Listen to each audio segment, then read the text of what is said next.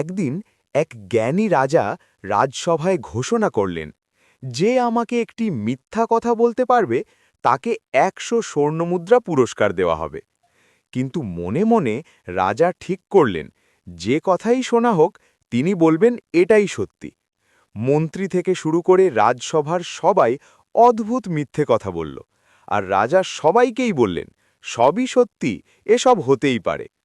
হঠাৎ ছেঁড়া ফাটা পোশাক পরা এক হ্যাংসাম যুবক রাজসভায় এলো। সে বলল, মহারাজ, আমিও একটি মিথ্যে কথা বলবো। রাজা সতর্ক করে বললেন, পারলে পুরস্কার পাবে, না পারলে শাস্তি।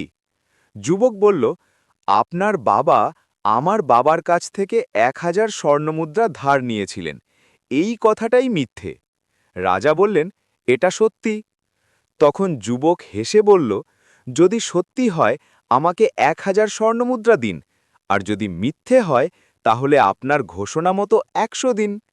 রাজা বুঝে গেলেন এই যুবকের বুদ্ধির কাছে তিনি হেরে গেছেন। রাজা যুবককে ১০০ স্বর্ণমুদ্রা পুরস্কার দিলেন এবং রাজদরবারে তাকে একটি চাকরিও দিলেন। বুদ্ধিই আসল শক্তি। এই বুদ্ধিমান যুবকটির জন্য লাইক সাবস্ক্রাইব করে দাও প্লিজ।